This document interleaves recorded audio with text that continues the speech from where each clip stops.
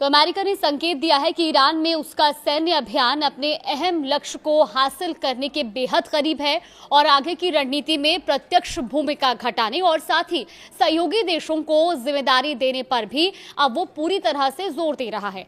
देखिए, America Iran युद्ध के 21वें दिन राष्ट्रपति डोनाल्ड ट्रंप ने एक चौंकाने वाला एग्जिट प्लान साझा किया। उन्होंने अपने social media platform truth social पर जारी एक विस्तृत पोस्ट में यह दावा किया कि अमेरिका अपने सैन्य उद्देश्यों को पूरा करने के बेहद करीब है और अब वो मध्य पूर्व में जारी अपने बड़े सैन्य अभियानों को धीरे धीरे कम करने यानी कि वाइंडिंग डाउन पर विचार कर रहा है। ट्रंप ने अपनी पोस्ट में उन उपलब्धियों को भी गिनाया जिन्हें वो जीत का आधार मान रहे हैं। उन्होंने कहा कि हमने ईरान की मिसाइल क्षमता, रक्षा औद्योगिक आधार, नौसेना और वायुसेना को पूरी तरह से नष्ट कर दिया है। ट्रंप ने यह भी स्पष्ट किया कि अमेरिका ये सुनिश्चित करेगा कि ईरान कभी भी परमाणु हथियारों के करीब ना पहुंच सके।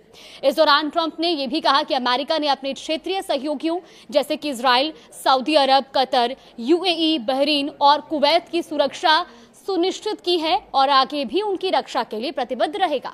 डोनाल्ड ट्रंप के इस बयान का सबसे अहम हिस्सा स्ट्रेट ऑफ होर्मुज की सुरक्षा को लेकर था। उन्होंने साफ लहजे में कहा कि जो देश इस समुद्री रास्ते का इस्तेमाल अपने तेल और व्यापार के लिए करते हैं, अब सुरक्षा और पुलिसिंग की जिम्मेदारी भी उन्हीं की होनी चाहिए।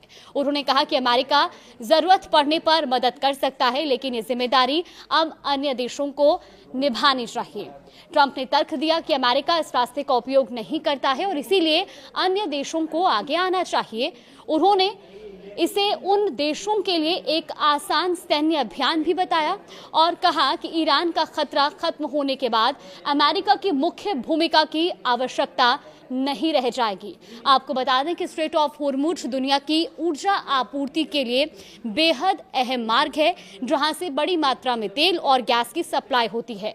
हाल ही के दिनों में यहां हमलों और तनाव के कारण वैश्विक बाजार पर भी असर पड़ा है और ट्रंप के इस बयान को ऐसे समय में देखा जा रहा है जब युद्ध को लगभग 3 हफ्ते हो चुके हैं और क्षेत्र में अस्थिरता बनी हुई है। फिलहाल इस पर आगे किस तरह के बयान सामने आते हैं, इस पर भी हमारी नजर बनी हुई है। आगे आपको अपडेट देंगे।